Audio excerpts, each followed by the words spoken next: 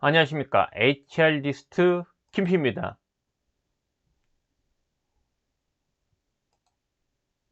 이번 동영상에서는요, 2024년에 중점을 둬야 될 교육 시리즈 중에 세 번째, 마지막입니다. 구성원 대상으로 팔로십 발휘 교육이 필요하다. 이런 주제로 말씀을 좀 드리겠습니다. 음, 뭐 제목 보시면 아시겠지만은 앞서 동영상 연관해 보겠습니다.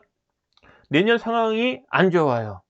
2024년도가 안 좋아요. 그러니까 비용 절감 들어갈 거고요. 그다음에 어떻게든지 매출을 발생시켜서 흑자를 내려고 노력할 거예요, 많은 기업들이. 그러면은 리더 대상으로는 실적 관리가 아니라 이제는 성과 창출을 위한 성과 프로세스가 잘 돌아가도록 성과 코칭을 발휘해야 되는 거고요. 그러니까 리더 대상으로 교육을 한다면 성과 관리 교육, 그중에서도 성과 코칭 관점에서의 교육이 필요한 거고요. 그다음에 매출을 창출하려면 매출을 계속 그러니까 더 떨어지지 않고 계속 향상시키려면은 직무, 모든 부서에 있는 사람들이 자신의 직무에 있어서 전문성 발휘를 업그레이드 시켜야 돼요. 조금 더. 그러니까 못했다면 해내게끔, 해냈다면 조금 더 잘하게끔. 이런 직무 전문성에 대한 그 향상이 필요한데, 미들급, 그 다음에 뭐, 주니어급, 미들급, 시니어급. 그러니까 직무 관련된 전문성 높이는 교육이 필요한데, 외부를 보자내자니, 우리 입맛에 딱 맞지도 않고 또 비용 들고요. 그렇다고 우리 입맛에 맞는 강사 써서 하자니까 비용은 또 많이 발생되고, 내년에 어려울 경우 비용을 줄여야 되는데, 그럼 결국은 직무 전문성을 높이기 위한 교육은 현실적으로 현업 부서에서 사내 강사를 활용해서 할 수밖에 없어요. 비용 절감 측면, 그리고 실제 내용도 맞기 때문에. 그럼 결국은 직무 베테랑을 대상으로 사내 강사를 양성을 시켜서 부서별 직무 교육을 사내 교육으로 개설하게 만들자. 그러려면 직무교육, 사내 강사, 양성 교육이 그 어느 때보다도 2024년도엔 필요하다는 거고요. 그다음에 오늘은 이제 끝으로는 구성원 대상으로, 그러니까 직무 전문성 높이는 건 당연. 그럼 또 한편은 가만히 있느냐? 리더가 아니면, 사내 강사가 아니면 그럼 나머지 사람들 뭐 손 놓고 있느냐? 그건 아니라는 거죠. 결국 모든 리더와 구성원은 전사 목표 달성에 필요한 성과 창출을 위한 역량 개발이 돼야 돼요. 역량을 발휘해야 됩니다. 그럼 리더는 리더십 발휘해요. 근데 초점을 둔 게 성과 관리에 대한 잘할 수 있는 그런 리더십이 필요한 거죠. 초점은 성과 코칭에 초점을 두라는 거고요. 그러면 구성원들은 저기 팔로십으로 되어 있지만은 팔로십의 본질은요, 리더 못지않은 회의사에 기여하는 거예요. 리더 못지않게 뭐를 통해서 자신에게 주어진 역할과 책임을 최대한 발휘해서 결국은 고성과를 만드는 그런 역량 발휘가 돼야 된다는 얘기죠. 그러니까 팔로십은 부서 목표 달성에 필요한 성과 창출, 고성과자들에게 요구되어지는 거예요. 그러니까 팔로십은 따로 존재하는 게 아니라 결국은 리더를 뺀 나머지 사람은 다 팔로십을 발휘해야 되는데, 그 본질은 자신에게 주어진 그 업무에 대한 성과 창출, 고성과를 내는 것에 초점을 둔 거예요. 말랑말랑한 게 사실은 아닙니다. 오늘은 그 이야기를 좀 하려고 합니다.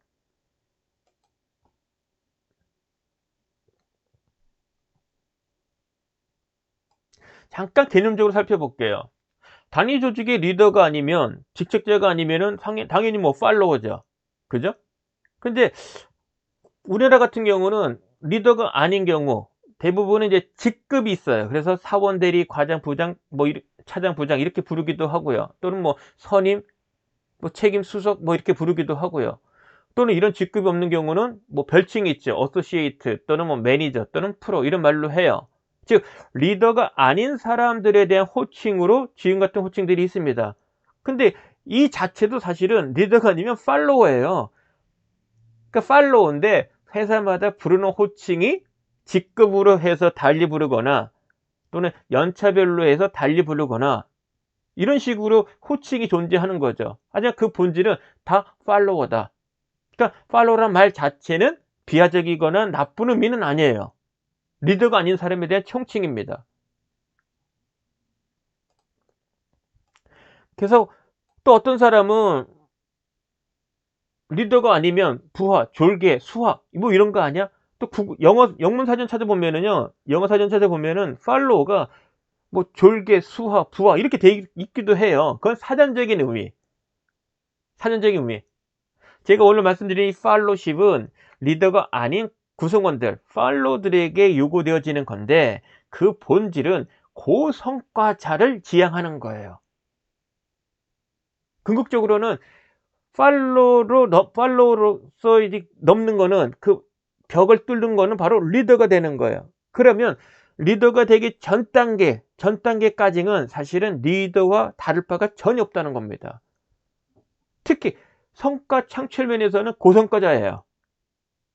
그러니까 회사에서 팔로우십을 강의한다는 얘기는 내가 주니어, 미들급, 시니어급 뭐 상관없어요. 본질적으로 자신의 역할과 책임에 대해서 고성과를 내서 목표 달성을 하자는 거예요. 고성과자가 되자.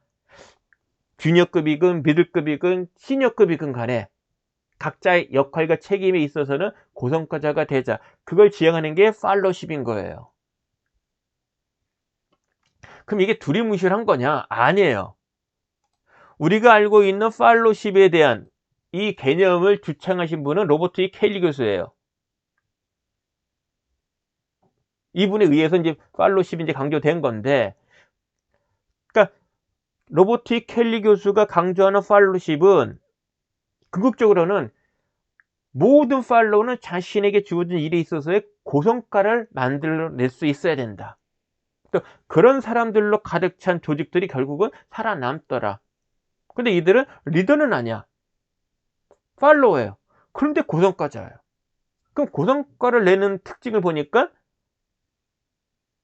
문제 해결력이 뛰어나고 자신의 주어진 일에 대한 책임감, 그리고 일에 대한 열정, 그리고 잘못된 것을 보면 아닌 것을 아니라고 얘기할 수 있는 그런 남다른 이성적 비판. 요거는 그 내부 고발자 정신과 사실 유사한 개념입니다. 그래서 조금 회사 차원에서 껄끄러울 수 있는데 이런 거죠. 이러다가 망해. 다 죽어. 근데 누군가는 지금 여기서 멈춰야 돼. 더 나가면 안 돼. 이런 사람이 필요하지나요. 전체가 살아남으려면. 그걸 얘기하는 거예요. 그래서 팔로우십이 뛰어난 사람 보면은 자신에게 주어진 그 일에 있어서의 문제 해결력, 그걸 통한 성과를 낸다는 거죠. 그러니까 뛰어난 문제 해결력, 그 다음에 주인의식, 열정, 그리고 이성적 비판을 의미한다. 이런 걸 갖춘 사람이 바람직한 팔로우라는 거예요. 이런 것들이 팔로우십의 하위 개념인 거고요.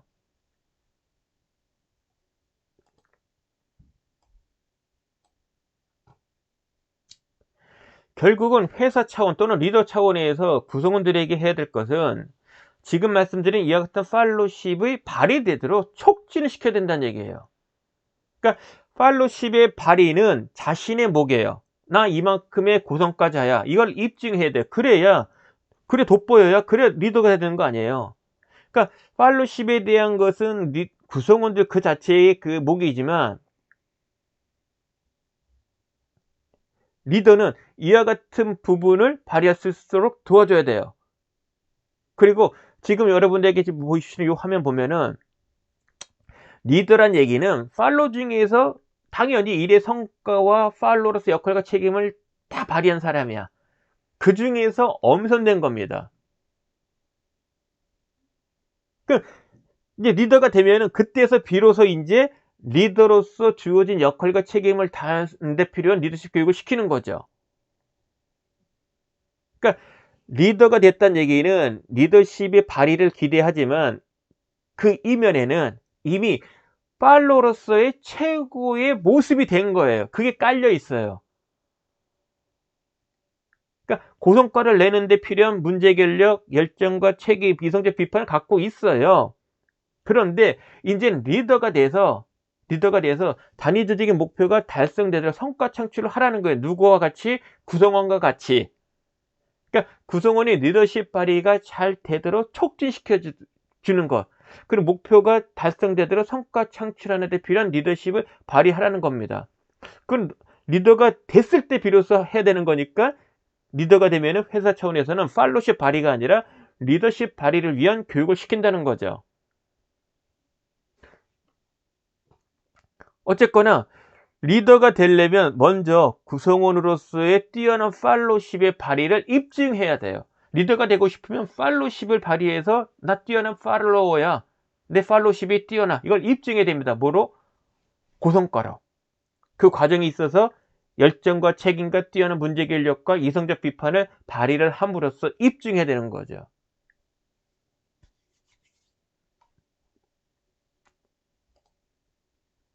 그럼 결국은 본인 스스로 그리고 회사 입장에서 모든 구성원들이 팔로우십 발휘를 하도록 촉진을 시킬 거예요.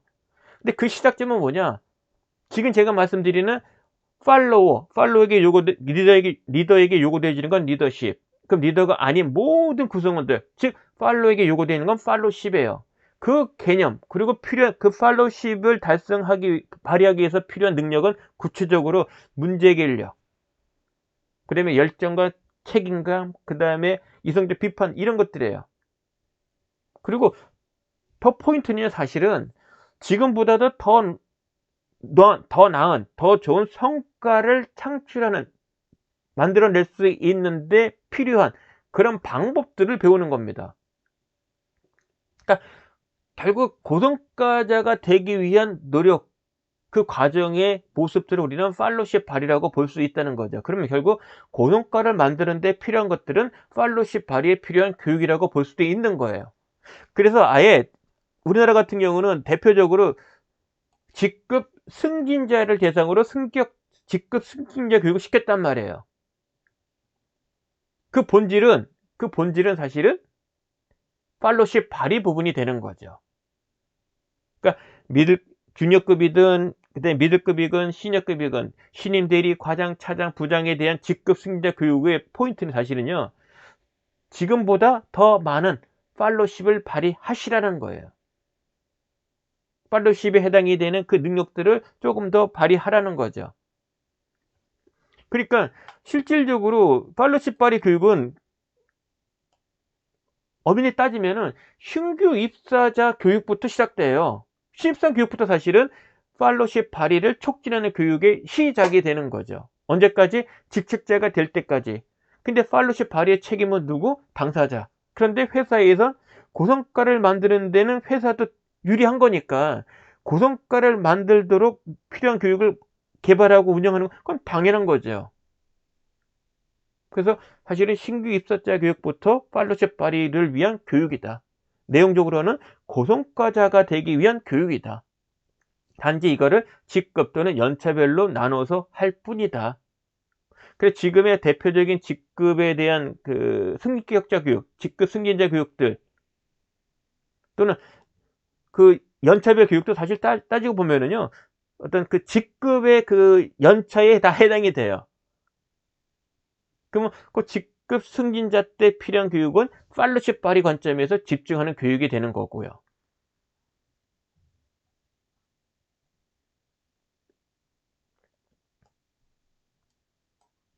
그래서 이런 관점에서 이제 본다면 팔로우십 교육은 고성과자를 만들기 위한 교육이다라는 관점에서 본다면은 이제